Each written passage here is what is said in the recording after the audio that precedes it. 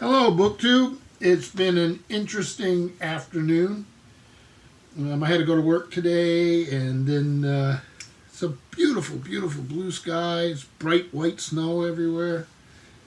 Tonight at the library, we have a fondue party, which is a winter tradition here. So we're looking forward to that. But when I got home from doing some work and then running around shopping with my wife, there was a package on the stoop from Hyde Cottage from Frida and Steve Donoghue, and we were so excited. Came in, set up the camera, and videoed the opening of the box. And the camera went boom. So this is the second attempt. Hopefully it will go better. Won't have the initial excitement. I'm still excited. I'm excited about these books, but I have seen them. They came out of the box, and I thought the film was going. So such it is. So we'll start off here. So we're doing. Well, here, let me do this. I want to do something here. Make sure I do this correctly. I got my notes for everything. I want to make sure I give the right information. I've been doing a lot of writing here lately. So the thing we're doing is John Carter series read along. We did an announcement yesterday, and it's called Marsathon, #Marsathon, and it was created by Mike over at Pints and Paperbacks, and Scott at Book Invasion is a host. Steve Donoghue is a host, and then Matt at Paperback Junkie.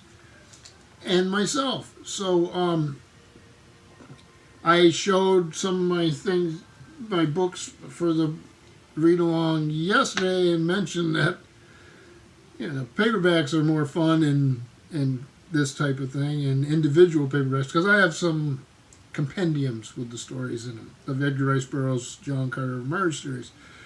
So Steve must have been reading my mind, because he sent me a pile of them.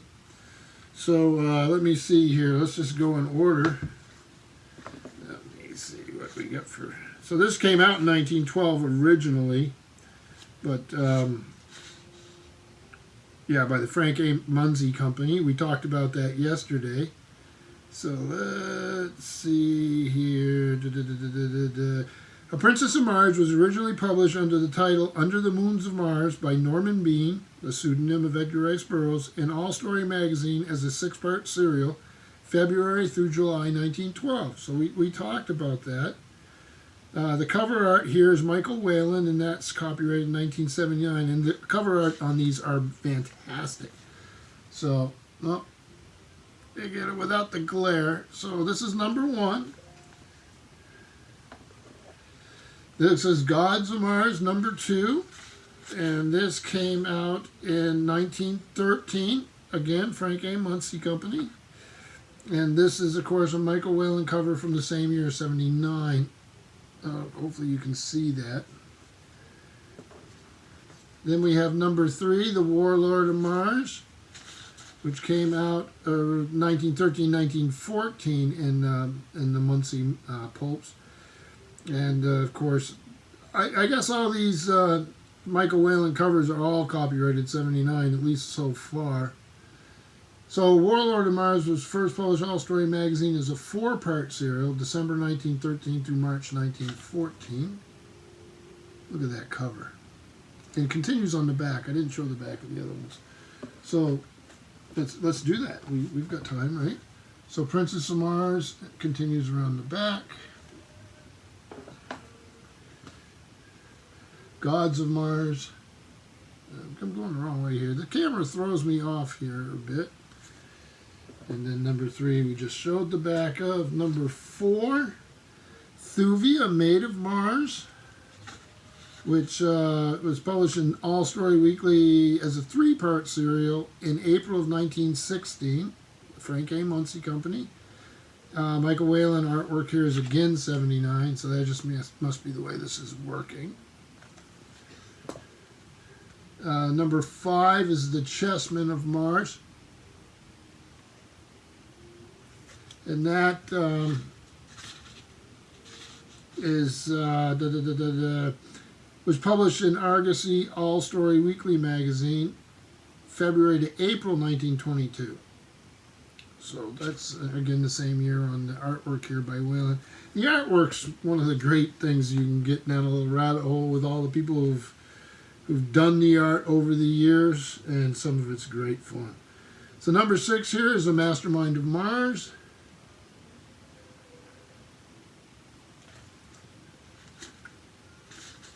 And that was first published in Amazing Stories Annual Magazine, Volume 1, Number 1, on July 15th, 1927.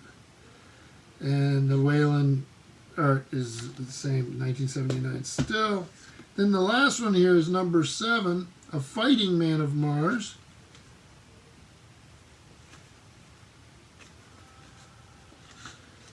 And this one is originally published in the Blue Book magazine in 6 installments, April to September 1930.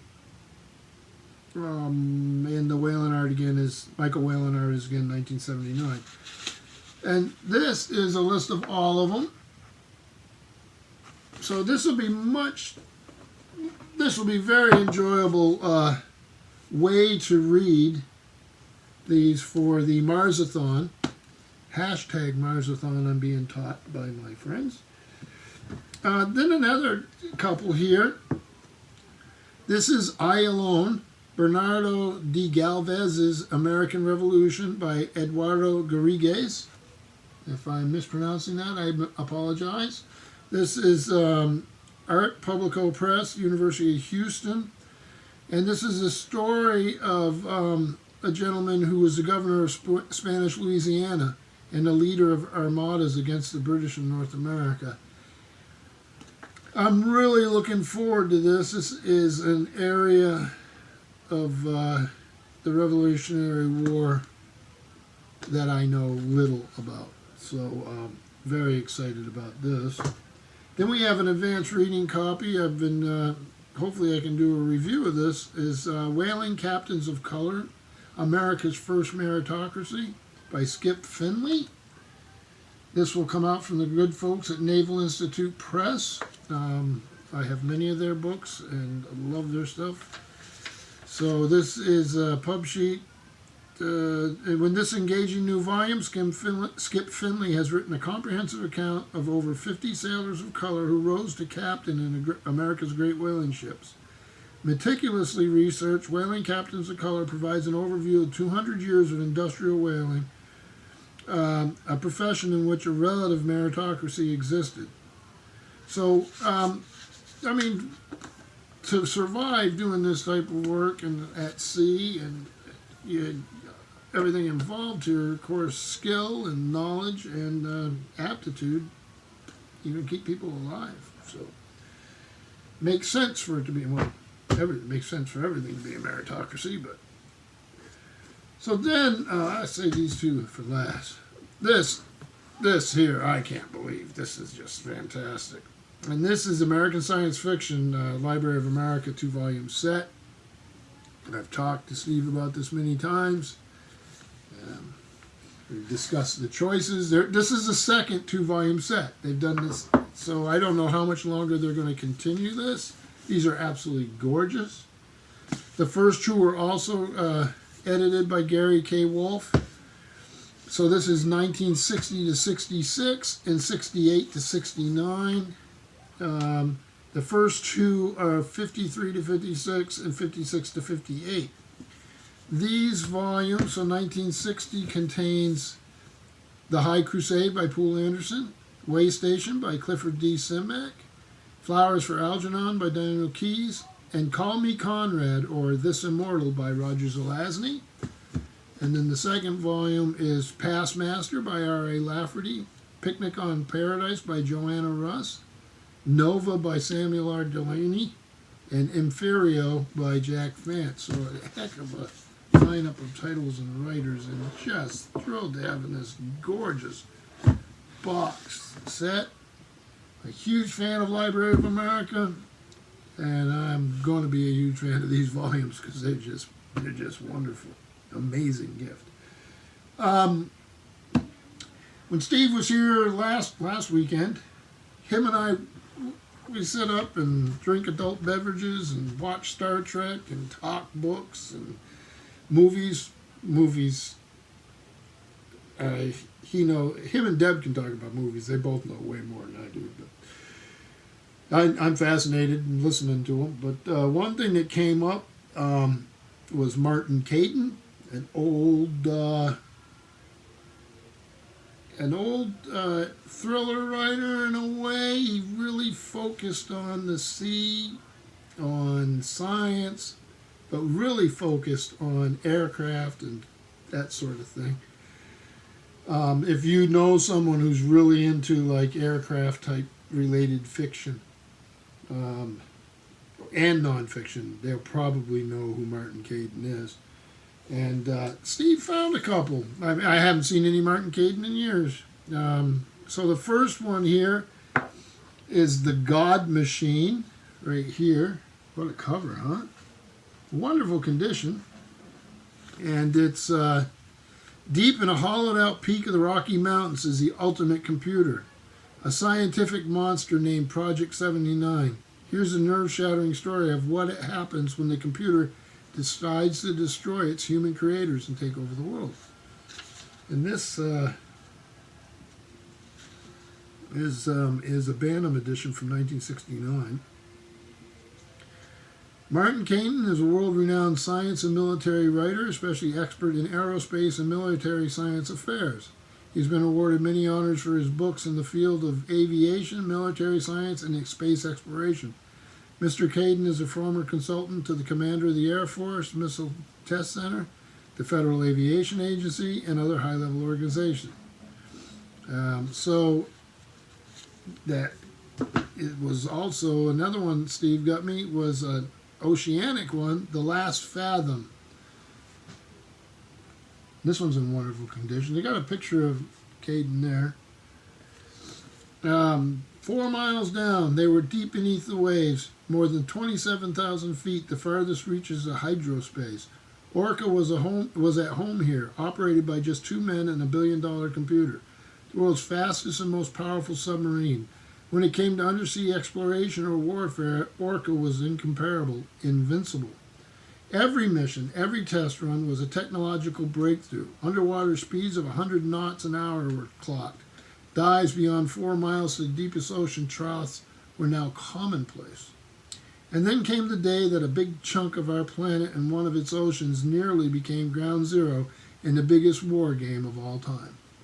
So,